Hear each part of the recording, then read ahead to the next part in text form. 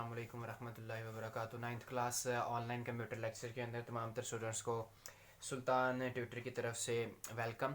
कल हम लोगों ने एल्गोरिदम के बारे में पढ़ा था और मैंने आपको बताया था जब भी आप लोग एल्गोरिदम के बारे में स्टडी करेंगे तो एल्गोरिदम के स्टडी के अंदर आप लोगों ने एक वर्ड अपने माइंड में ले आना है फ़ौरन, और वो वर्ड मैंने आपको कल बताया था स्टेप बाय स्टेप। तो किसी भी काम को मरहला ब मरहला करना या स्टेप बाय स्टेप सॉल्व करना वो क्या कहलाता है? एल्गोरिदम कहलाता है। अब वो कोई भी काम हो, कोई भी प्रॉब्लम हो, किसी भी किस्म का टास्क हो, उसको आप लोग स्टेप बाय स्टेप करते हैं तो क्या बन जाता है? वो एक एल्गोरिदम बन जाता है। उसके बाद कल एग्जांपल आप लोगों को एक बताई गई थी एल्गोरिदम की, जिसके अंदर आप लोगों ने टी बनाने का एक एल्गोरिदम लिखा था। नेक्स्ट आगे चलते हैं हम लोग आज के टॉपिक की तरफ। तो role of algorithm in problem solving, क्योंकि हमारा चैप्टर प्रॉब्लम सॉल्विंग से रिलेटेड है तो हम लोगों ने हर चीज़ को जो डिफ़ाइन करना है वो प्रॉब्लम सॉल्विंग से रिलेटेड डिफ़ाइन करना है। तो जब भी हम लोग बात करते हैं प्रॉब्लम सॉल्विंग की तो एल्गोरिदम जो है वो प्रॉब्लम सॉल्विंग में एक बड़ा अहम किरदार अदा करता है। क्यों अहम किरदार अदा करता है? क्योंकि ये मुझे स्टेप बाय स्टेप हर काम को किस तरीके से करना है वो मुझे बता देता है।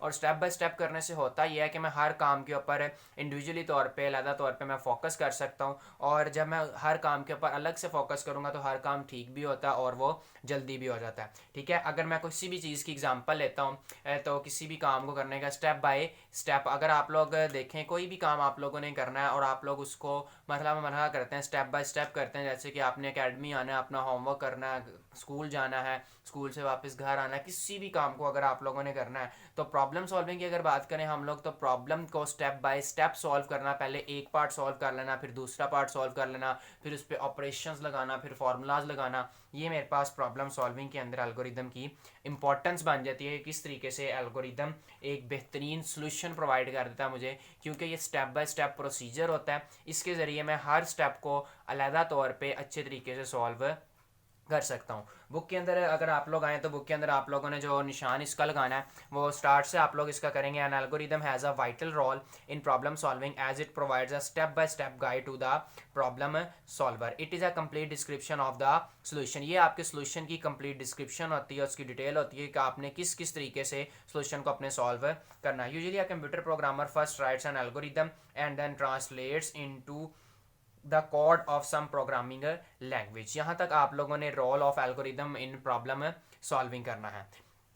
नेक्स्ट आगे चलते हैं तो हमारे पास फॉर्मुलेशन ऑफ एन एल्गोरिदम आ जाता है। ये एक इंपॉर्टेंट टॉपिक है अकॉर्डिंग टू बोर्ड भी और अकॉर्डिंग टू एल्गोरिदम्स भी, कि जब भी आप लोगों ने एल्गोरिदम को स्टडी करना है तो आप लोगों ने जो सबसे पहली चीज़ स्टडी करनी है वो पढ़नी है उसकी फॉर्मुलेशन के एल्गोरिदम बनाने का फॉर्मूला क्या है। अब एल्गोरिदम बनाने का फॉर्मूला कुछ इस तरीके से है कि जब भी आप लोग एल्गोरिदम बनाते हैं तो आपने कुछ चीज़ें अपने माइंड में रखनी होती हैं कि एल्गोरिदम किस तरीके से बेहतर बनेगा। अब जैसे ही एल्गोरिदम बेहतर बनेगा, जितना एल्गोरिदम बेहतर होगा उतनी ही हमारी प्रॉब्लम अच्छे तरीके से सॉल्व होगी। तो स्टार्ट करते हैं। तो सबसे पहले आप लोगों ने एल्गोरिदम की फॉर्मुलेशन के अंदर एक रूल याद रखना है। उस रूल का नाम है IPO। इसके बारे में हम लोग पहले भी स्टडी कर चुके हैं, इनपुट, प्रोसेसिंग और आउटपुट। तो एक कंप्यूटर का जो एल्गोरिदम होता है वो कम से कम 3 काम लाजमी करता है। एक आई यानी कि इनपुट लेता है, पी का मतलब प्रोसेसिंग और ओ का मतलब आउटपुट। ये 3 काम एक एल्गोरिदम के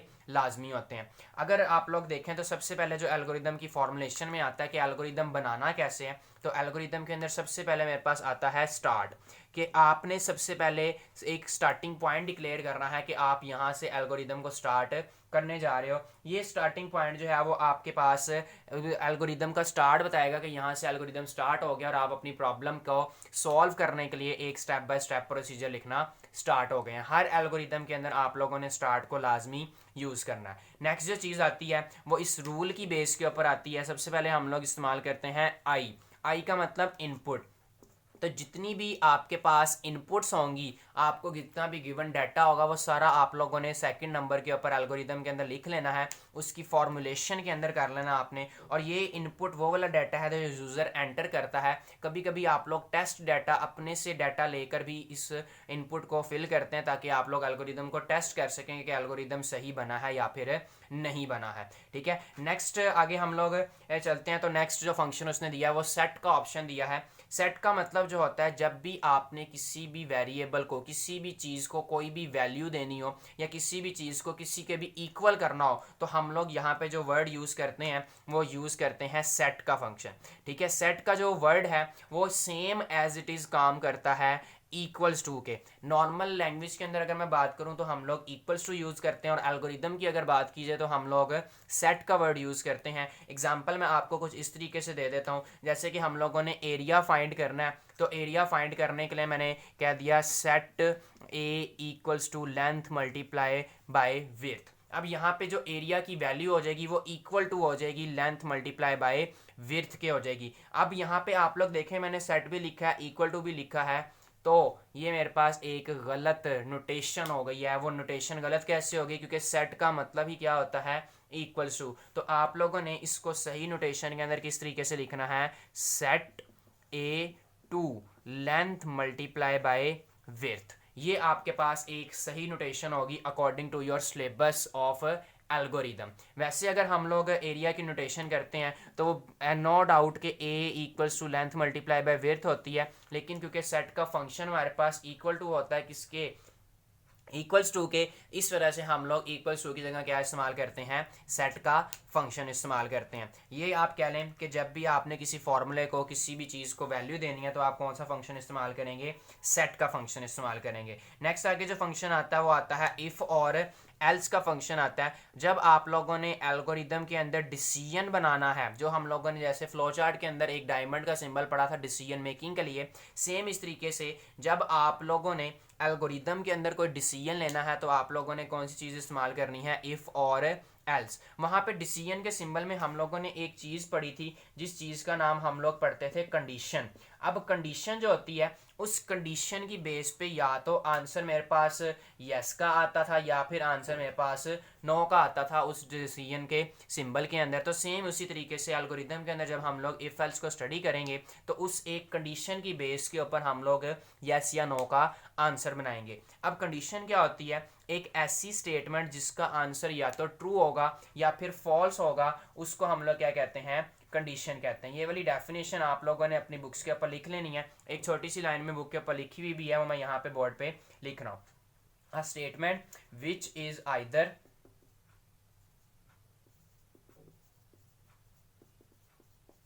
ट्रू और फॉल्स इज कॉल्ड कंडीशन। ऐसी स्टेटमेंट जो या तो ट्रू होगी या फिर फॉल्स में आंसर देती है वो क्या कहलाती है, कंडीशन कहलाती है। डिस्क्रिप्शन के अंदर आपको इसकी डेफिनेशन मिल जाएगी, आप वहां से भी इसको चेक कर लें। नेक्स्ट जो फोर्थ पॉइंट आता है वो आता है गो टू का पॉइंट। जब आपने एल्गोरिदम के अंदर एक जगह से दूसरी जगह पे जाना होता है तो आप लोग कौन सा पॉइंट इस्तेमाल करते हैं, गो टू का आप लोग वर्ड इस्तेमाल करते हैं। गो टू एक कीवर्ड है जो आपके एल्गोरिदम में किसी एक स्टेप से किसी दूसरे स्टेप के ऊपर लेकर जाता है। लास्ट वाले 2 पॉइंट्स इजी टू नो के, सबसे पहले हम लोगों ने जब इनपुट भी हो गई उसके बाद प्रोसेसिंग हम लोगों ने सेट से और इफ एल से कर लिया, हमारे पास बाकी बचता है आउटपुट का फंक्शन। तो आउटपुट हम लोगों ने जनरेट करवानी है, वो आउटपुट हम लोगों ने किस तरीके से जनरेट करवानी है, O U T P U T output के नाम से। और एल्गोरिदम को जो हम लोगों ने ख़त्म करना है वो या तो हम लोग एंड के साथ ख़त्म कर दें या फिर स्टॉप के साथ ख़त्म कर दें। दोनों वर्ड आप लोग उसकी जगह पे यूज़ कर सकते हैं। ये आपके पास थी फॉर्मुलेशन ऑफ एल्गोरिदम, जो आज का हमारा टॉपिक था। बुक्स की तरफ आते हैं तो आप लोगों ने जो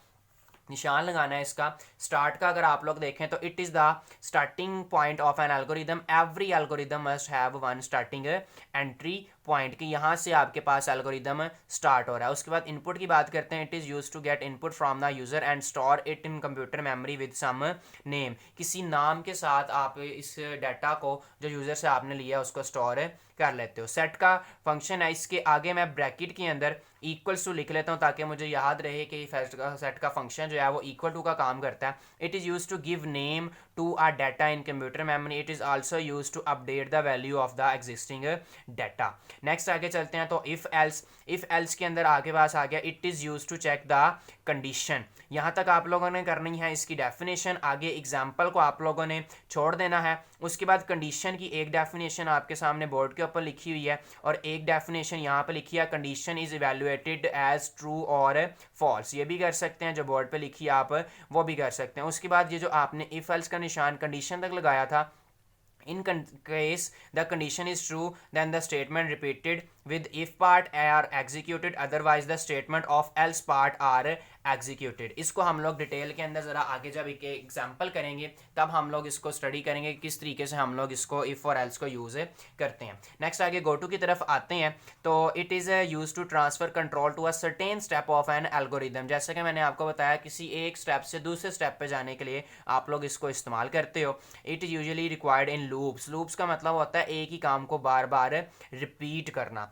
नेक्स्ट आउटपुट की बात करते हैं. It is use to display values. और स्टॉप की बात करते हैं. It is termination point of an algorithm. Termination का मतलब ख़त्म कर देना एल्गोरिदम को, एंड कर देना एल्गोरिदम को, स्टॉप कर देना. यहाँ तक जो थे हमारे पास टॉपिक थे आज के फॉर्मुलेशन ऑफ एल्गोरिदम. ये एक इंपॉर्टेंट टॉपिक है अकॉर्डिंग टू बोर्ड भी और अकॉर्डिंग टू पेपर भी. तो कल इंशाल्लाह ताला हम लोग एग्जांपल्स करेंगे एल्गोरिदम की, जिसके अंदर और अच्छे तरीके से आप लोगों को एल्गोरिदम के बारे में बताऊंगा. तो तब तक अपना ख्याल रखिएगा. अल्लाह हाफ़िज़.